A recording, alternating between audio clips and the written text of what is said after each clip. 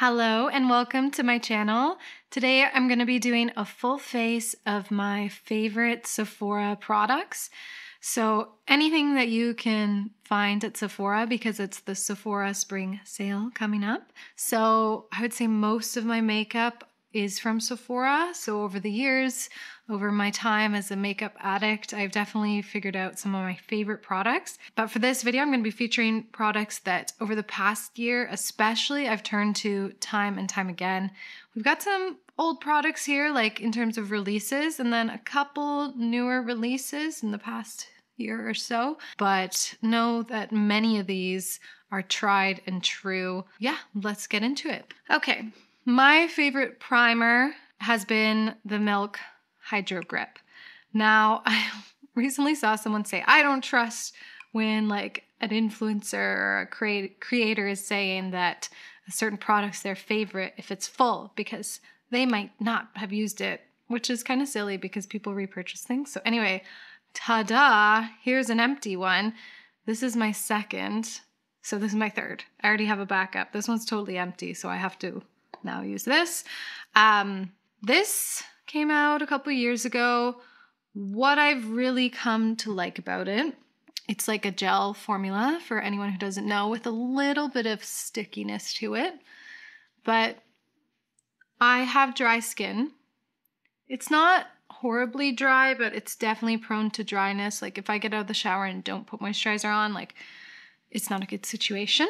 But when it comes to wearing moisturizers and hydrating products under my makeup, because I'm trying to like compensate for that dryness and have like a nice palette for makeup, but I don't want to have too thick of a moisturizer, I found that this Milk Hydro Grip is like the perfect balance between getting that hydration in, but not overwhelming the skin with like emollient products. I finally kind of switched over to a daytime moisturizer versus my regular Aven moisturizer, which is for very, sensitive, easily irritated skin. That one I was wearing under my makeup for a while, and I wasn't really able to wear glowy products or anything because it was just too much moisture. So this is a good balance. I get that moisture in. I use a gel moisturizer under it earlier in the morning. And I think it's pretty compatible for oily skin as well because of its gel texture. Now, my two favorite concealers over the past year this NARS Radiant Creamy, I think I have repurchased this like 5 times. It's just so blendable. It has a radiant finish. I love it. I recently got the Tower 28 Serum Concealer just to see how it would compare to this because I do like a kind of creamy blendable concealer. The Tower 28 kind of is a little bit thinner, dries down for more of a matte finish versus this kind of remains a little bit radiant. So I kind of have to be mindful of using too much of this because otherwise if I use this all over my face, for example, like it'll be quite a radiant finish that I'll really have to set down. But kind of I've been combining the two has been my thing lately. Apologies if you're hearing anything. There's people moving in my building, like right along this wall. So here's hoping that it's not too loud. They're gonna hear my every word as they walk down that hall, but that's okay. Maybe they need a Sephora sale recommendation. So lately what I've been doing is concealer before foundation a lot. I like to put this here because, yeah, it's got great coverage. I was really into the Charlotte Tilbury color corrector first, but I used it all up, so I think that's what I'll be picking up in the sale, refilling that. For now, it's just been concealer under the eyes. Kind of like to put a little bit here to start the kind of brightening process at the center of my face. And then I use the Tower 28. It's a little bit peachier, a little bit warmer. So I do like it, how it blends into my neck. Put it here. I'm really prone to a lot of acne scarring around here, so I like extra coverage. And just to warm up, just to touch that shade, I put a little bit here. This is from Rare Beauty. It's a favorite concealer brush of mine. It's got a great shape for really getting into areas like this.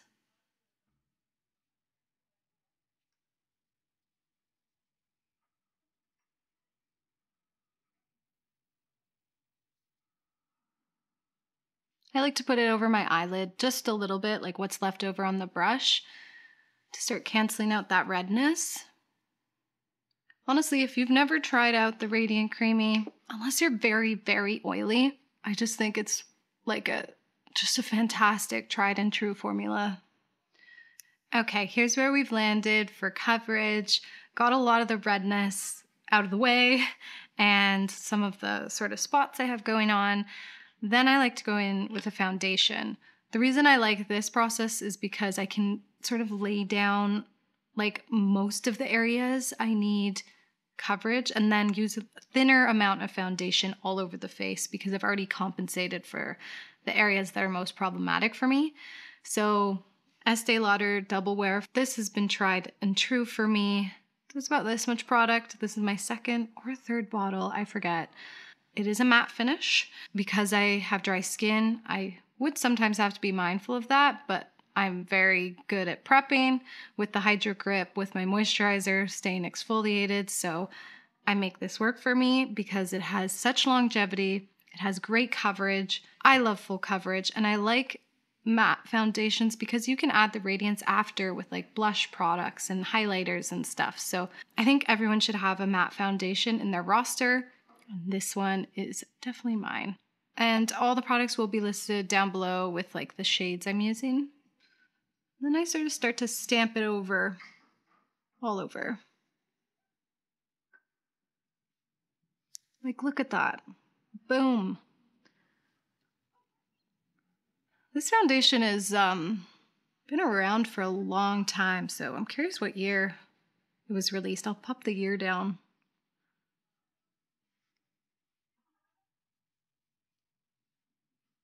Like, serum foundations have been really big the past couple years, but it's just not enough coverage for me personally. At least with this kind of coverage, you can customize it, whether like, you know, mixing it with something else, like a glowy product, like the Charlotte Tilbury filter.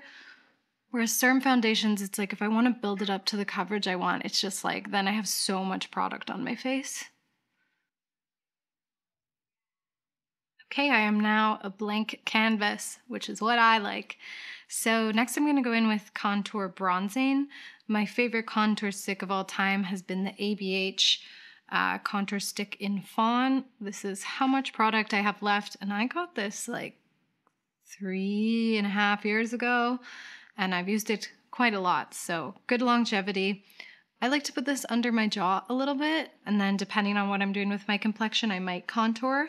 I'm going to bronze here, contour here. Just a little bit here. A little bit. Then I'll take a dense brush like this one from Moda and start to really blend it out. And I mean really blend it out. Occasionally I'll miss a bit and see myself later like, oops.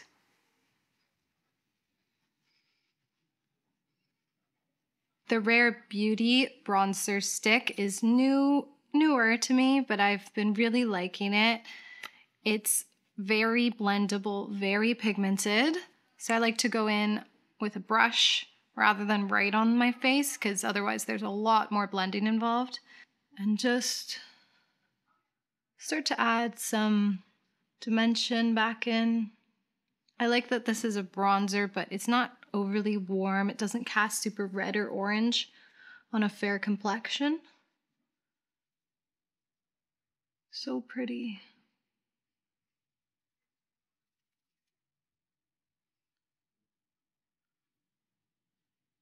And lately I've been doing a little bit of nose contouring with this. Just like that. Doop. My nose is a little bit uneven, so I found doing this lately has kind of helped even it out.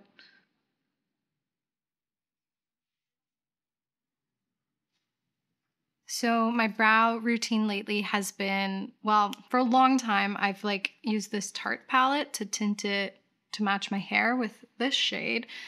I don't think this is available at Sephora anymore. If it is, I'll link it below, but this is an old palette. Old. But I've discovered this brow gel from Kosas that's tinted. So after I use eyeshadow to fill it a little bit, this is perfect for also tinting the brow hairs a touch and shaping them. So I'll fill in the brows off camera with the shadow and then show you this product. Brows are filled in, so now I'm going to use this. It's in Honey Blonde, which it's nice to find a blonde brow product that isn't like overly warm or overly cool. It's kind of in the middle. So it kind of merges my natural brow color with the red, subtle red tint,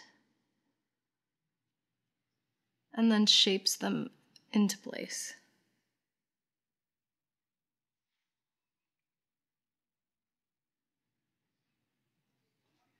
And now for my favorite thing of all time, which is blush. I've been very into the Tower 28 blushes. Lately, I think I got my first one several years ago, but I've been sort of adding to my collection, and some shades have stood out for me. Office Hours, which is a little bit, it's mauvey. I love it. And then this really bright one, Happy Hour. I like that these are when I want to add a more dewy, radiant finish on top of something like this matte foundation. These are huge go-tos for me. Like this one is so pigmented. Like you can see that there's like a sort of sticky, almost like, I don't know how to describe it, but like a shine, a little bit of shine to it. Love those. I just wanted to shout those out. The Milk Jelly Tint really grew on me. I think the shade I got just isn't, I think I wanted something maybe a little bit warmer potentially, but these were very viral a couple months ago. These are best if you apply it right onto a brush, then onto your cheeks. I love that it has a matte finish, great stain power. I'm going to use this on my lips later and instead show off the Danessa Myricks Balm Blush, which has really impressed me. This is the shade Rosé and Brunch. It's like a balm powder. I just think this formula is so unique. It feels very satiny and soft on the skin, and it's supposed to have a blurring effect, and I find it does. I have pretty textured skin, so I like that about it, and it's just like really compatible with my skin. So I'm going to use that one today. Just go in with this Rare Beauty blush brush. I didn't mean to apply that much. That's okay. We're gonna blend. Whoops. Don't worry. This can be salvaged. Take your foundation brush. Wow, when you apply it that much, it's like more vibrant shade. That's definitely a lot of blush. I like it, but generally I do tone it down a bit. I'm gonna use my favorite powder now to help with like toning it down. I was distracted and I was just going into the product like, Good to know it has pigment, but it can also apply very lightly. So the One Size translucent setting powder has been my favorite for a long time. I always get the mini version because I'm always a girl on a budget, but it lasts a long time, even the mini version. I got this at the last Sephora sale in the fall, and there's still tons of product left, and I use it essentially every day. So I like to set around the nose to try and like to kind of help with that contour a bit. Around the mouth. And kind of around the blush. I'll go a little bit over to diffuse the high pigment I did today. On the eyes. Basically today all over. This is the only powder that I've actually found has a blurring effect. Now, the highlighter of all highlighters and of the past, I don't know when this was released, but definitely over a year ago, the Rare Beauty highlighter. I've used it in so many videos. I have a couple shades. This is Enlighten. It's just a stunner. You can go beam to the moon, beam to the moon, beam to the gods, glow to the gods, or make it subtle. So I usually go into it with my brush, a little bit on the back of my hand, usually on an everyday basis. I don't want to go too much, but look at that. So gorgeous. I'm just obsessed. Before going into eyes, I'm gonna set everything. I don't always do a setting spray, but today I felt like I really put on a lot of product to really show you the impact of it. So I just want everything to meld together. This is the Milk Hydro Grip Set and Refresh Spray. Whenever I take my bangs out of like clips, it's like, it takes a while to get them to look okay. One of my go-to lip combos over the past year or two has been lip tint or lip stain, a darker liner, and a gloss or tinted balm on top. I just find it's a look that I can go for with almost any eyeshadow look, and it's just very reliable for me. So I'm going to lay down the Milk Jelly Tint in the shade Splash. I like that you can really build this up or kind of leave it softer. And then I'll go in with a liner, and I have to recommend the Makeup Forever Artist Color Pencils. These are multi-use pencils for eyes, lips, complexion, whatever.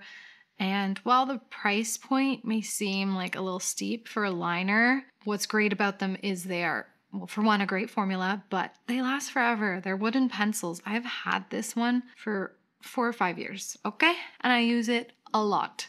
So here's where we're at. I just got these two, and today I'm going to be using the shade Versatile Chestnut. They have fun colors. They have neutral colors. This is in need of a sharpen, which I realized, hey, the NARS pencil sharpener, this has been a great one. I haven't had many issues with it. You know, some pencil sharpeners, they just break the pencil right away. Yeah, I forgot about this. It's one of those tools you have and you just forget how good it is because you just have it. So anyway, darker liner.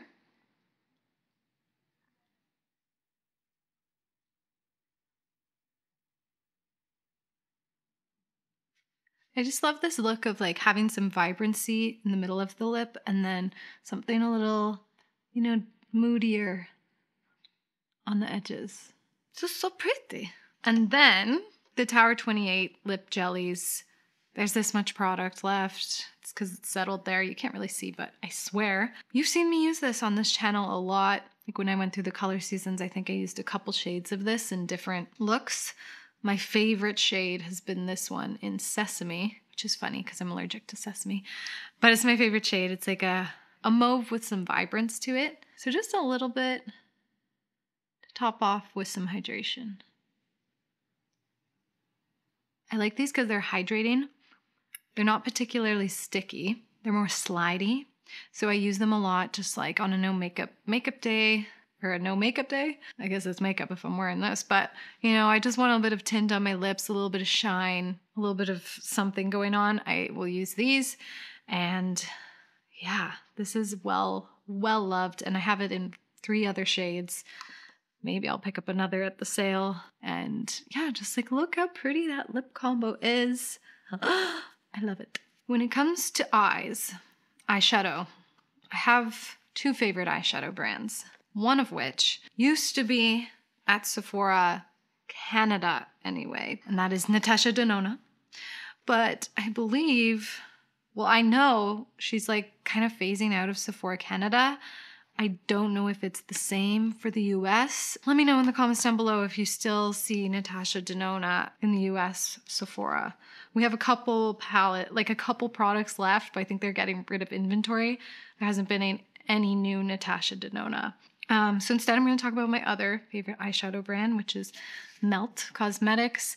My 2 fave, I don't know, can I even say my fave? I just love this brand so much, but the Melt Gemini is probably what I'm going to use today. This is a palette I think everybody needs. Although if you're very cool toned and prefer cool shades, maybe not for you, but I love that we have these browns, like you can just really use every day, but you can then use these greens to really grunge up the look. This is an iconic palette. They did a re-release with the new packaging. I like my packaging. And then I've really loved the 420 palette from them. It's sort of again in that harvesty vein, but though this may look kind of intense with its colors, I found like these shades so great for every day. Yeah, when it comes to shimmers, Melt has a very specific formula. It's more about the color rather than like the iridescence. So my plan is to use the Melt mattes and then use Urban Decay Moon Dust, which is one of those really shimmery toppers, which is my favorite type of shimmer. So kind of best of both worlds here with the really intense Melt mattes and then my favorite type of shimmer. So let's get into it. I don't think I'll do anything too intense. I have sort of like a very pinky pretty thing going on here, so I don't want to compete too much, but I don't know. We'll see what happens. First, I'm going to go in with this shade Luna here, just very neutral with a fluffy brush.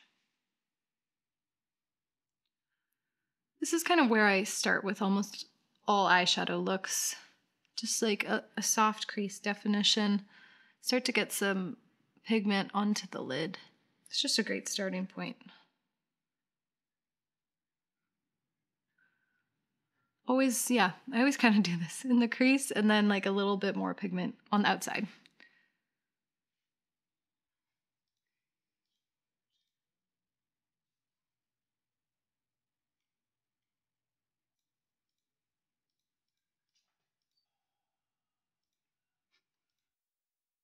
I'm going to put that same shade on the lower lash line with a kind of fluffy yet smaller brush. Then I'm gonna go in with the darker brown Cupcake right here and really focus it on the outer edge. Melt has a highly pigmented formula, so if you've already done your foundation, I always recommend tapping with the darker shades. Just focusing it there and then start to blend it. Sort of switching to a fluffier brush. I'm gonna put it just on the outer edge, this darker shade. Kind of stopping there. Going in with the first brush and a little bit of that first eyeshadow to blend it all out. Maybe I'll go a little bit darker. I love Melt's mattes because, I don't know, they somehow always have this touch of grunginess to them. Something about the color combinations and the formula, I think. That's basically the eye look for the mattes. Just a little bit of, darker smokiness on the outside. I'm going to do that on the other eye and then show off the Moon Dust shimmer. Now this is the Urban Decay Moon Dust in Space Cowboy. These shimmers are known for being topper shimmers that have it's like that wet look with tons of little tiny sparkles. So yeah, I love that kind of shimmer. So I'm just going to top this look with this. You can do it really softly or build it up. And they do have, I think they released like a quad of like 4 of these shimmers, which I would like to have, please.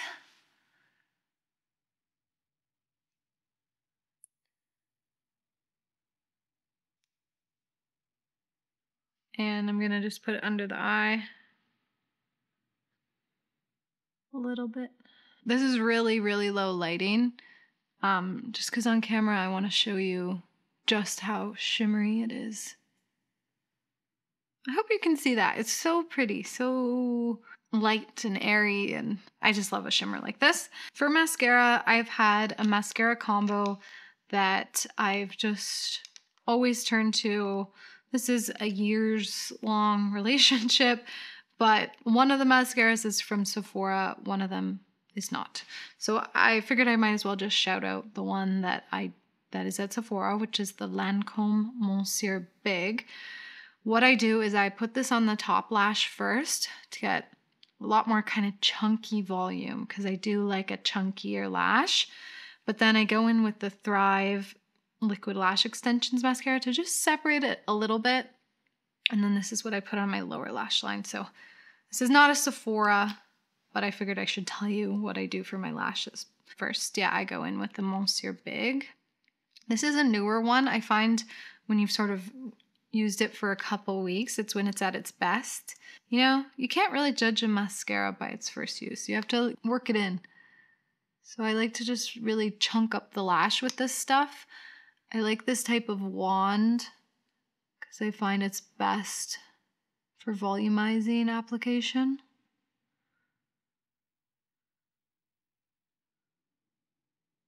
So that's what that looks like. And then it may seem overkill to then like be doing the second mascara, but like I find when I just use this one, it's not enough volume. So then I go in and kind of separate it a little bit.